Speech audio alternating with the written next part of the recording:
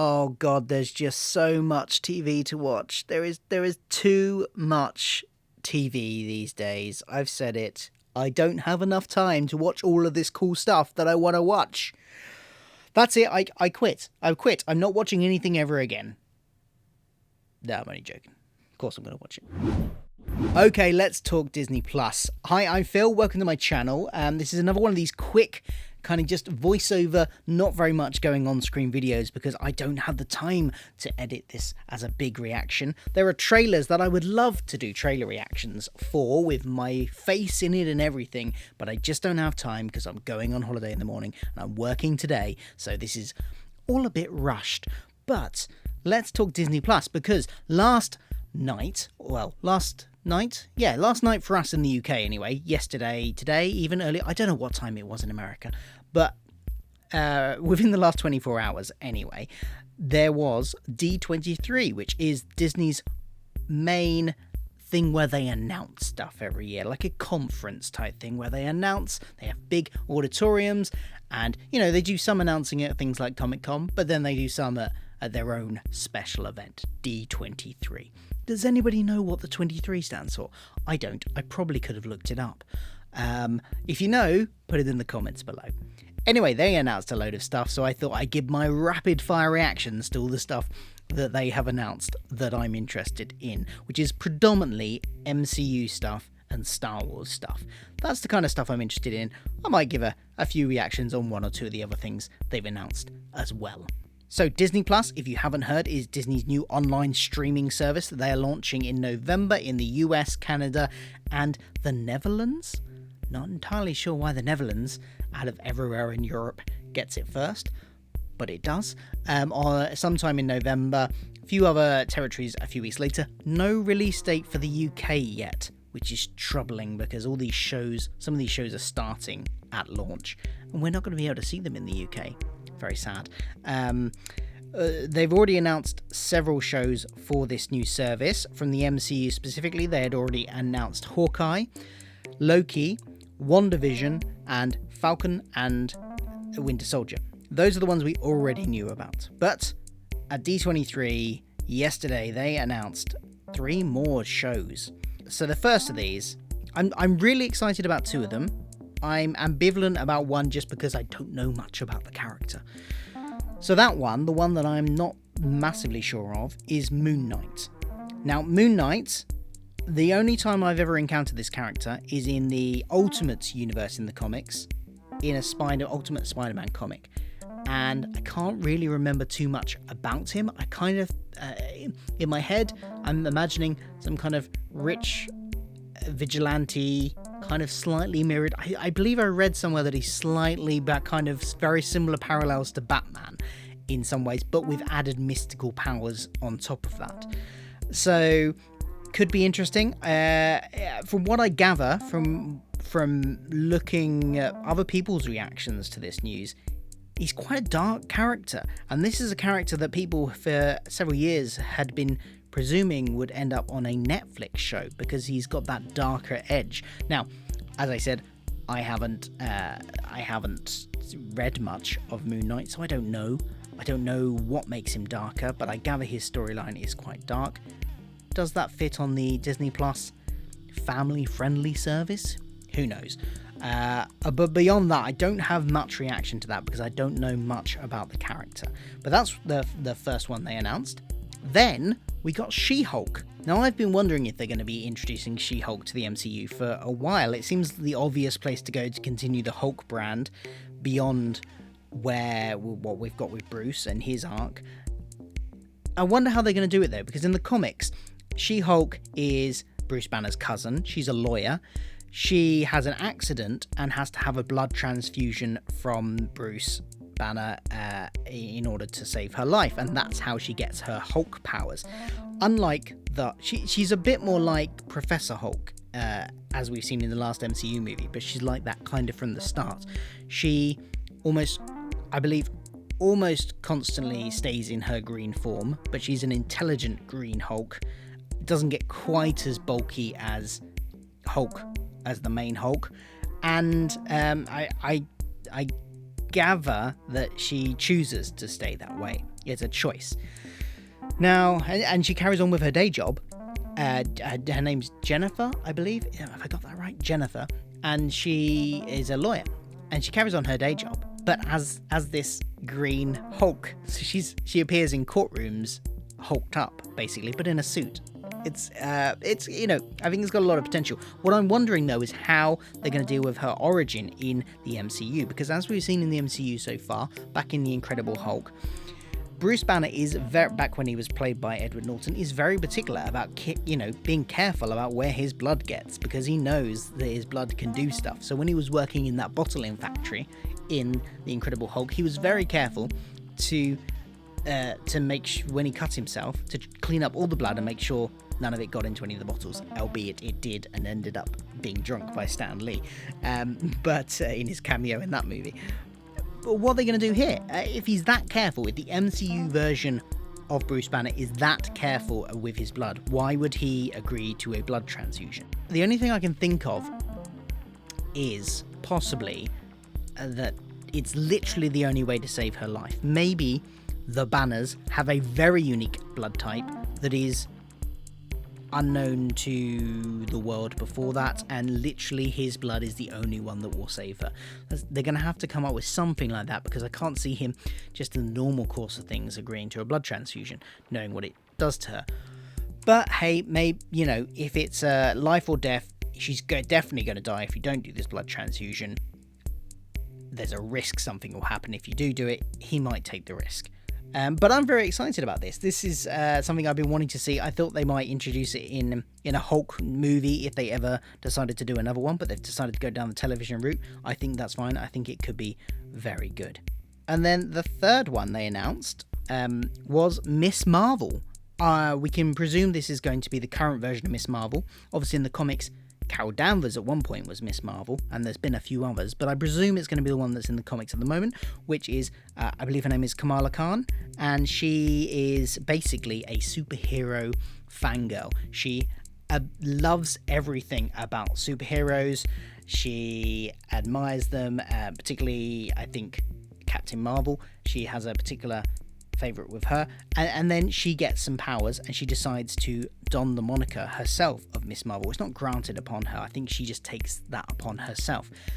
In the comics, she's an Inhuman, and Inhumans are something that has been dealt with in the Agents of S.H.I.E.L.D. series, but hasn't, and in their own very badly received series, but hasn't been touched on in the movie side of the MCU. So it'll be interesting to see whether or not they touch on that and deal with that, and still have her as an Inhuman, or have her get her powers another route. I think this could be very good. I wonder if it's slightly too early to be having a effectively spin-off legacy character from Captain Marvel, who we've only just been introduced to last year in the MCU. I kind of feel like maybe we should have waited maybe another at least until after Captain Marvel 2 comes out. Although I don't know when this is exactly. They haven't given exact dates for when they're releasing this. This is all just happening vaguely in Phase 4. We don't know the exact dates they're releasing it, so it may well come out after Captain America 2. But I think in order to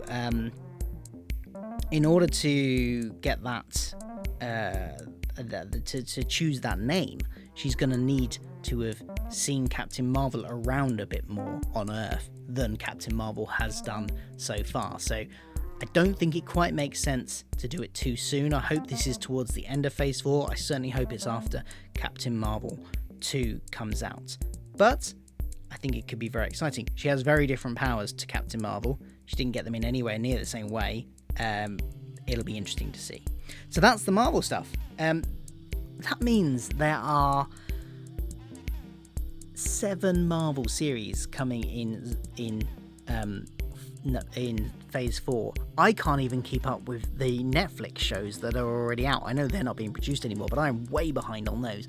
I haven't watched Iron Fist Season 2, haven't watched Daredevil Season 3 or Jessica Jones Season 3 yet, and so to add more to it is mind-boggling. I don't know how I'm going to keep up with all of this, but it is at the same time very exciting. So that's the MCU stuff. What about the Star Wars stuff? we got a trailer for The Mandalorian, the new TV series, live action TV series, which I believe is set after The Return of the Jedi, but before The Force Awakens. It's I'd love to do a whole trailer reaction to this, but I don't have time. It looks good. That's kind of what I've got to say about that trailer. It looks like interesting drama. Is it going to be Boba Fett? We don't know yet. Nothing's been confirmed one way or the other. So, did he survive that fall into the I've forgotten what the monster's called, but that thing in Return of the Jedi. Interesting. It's a very good trailer. Go check it out. I'm very excited for that.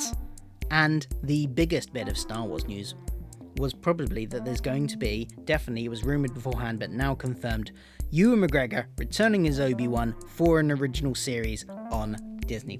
Very exciting. This is something that had been announced, I believe, previously as a movie, when they were going, or rumoured as a movie at least, when they were going to be doing all the in between the main trilogy movies, all of the Star Wars Stories ones, but that all got derailed after Solo did so badly. So it seems that they're putting it on Disney Plus instead as a TV series, and I think the kind of story they would tell with Obi-Wan actually makes sense more as a TV series, because you've got that long form.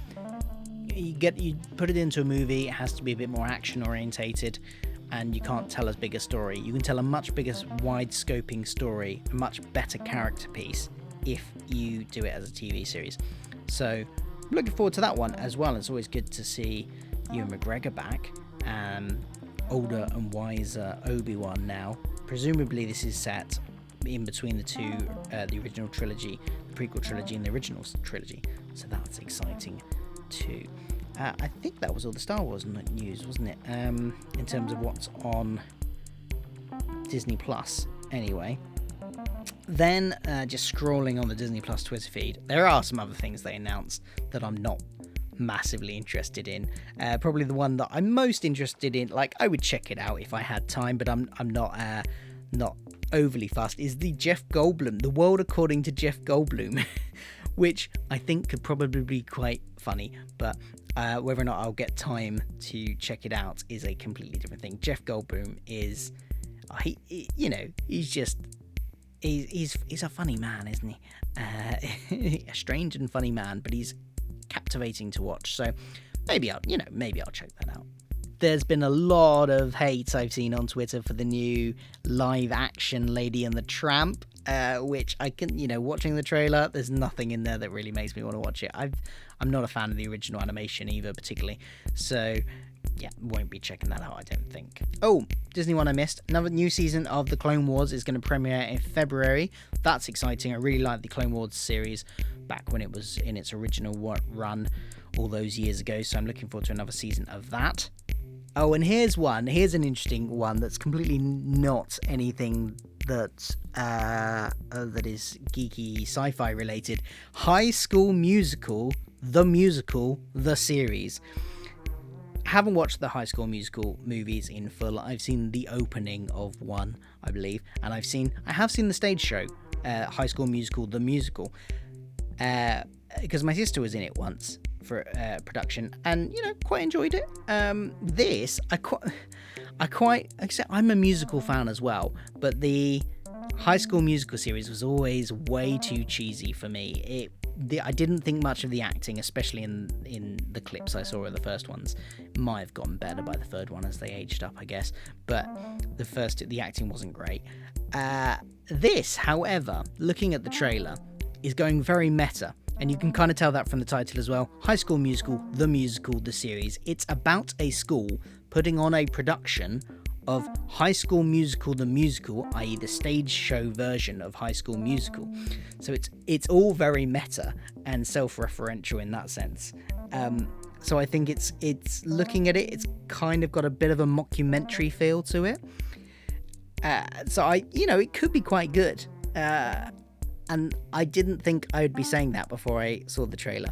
So, again, I doubt I have time to check it out. But if I find a spare minute, I might have a look at it. And yeah, that's kind of most of the big announcements that I saw.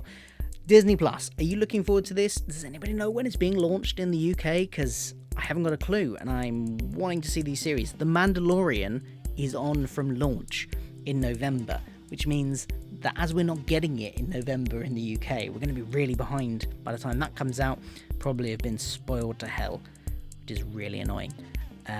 Anyway, thanks for listening. That's my quick fire reactions to the Disney Plus announcements. Let's see if I can get this out today before I go on holiday. That's right, I'm on holiday after this, so after today, so no video next week because I'm going to be sunbathing somewhere really hot instead. So there wasn't going to be a video this week either, but hey, I might have managed to get this out in time. If I have, thanks for listening. Don't forget to like, share, subscribe and all that jazz for more pop culture commentary from me. I will be back in a few weeks' time. Ciao.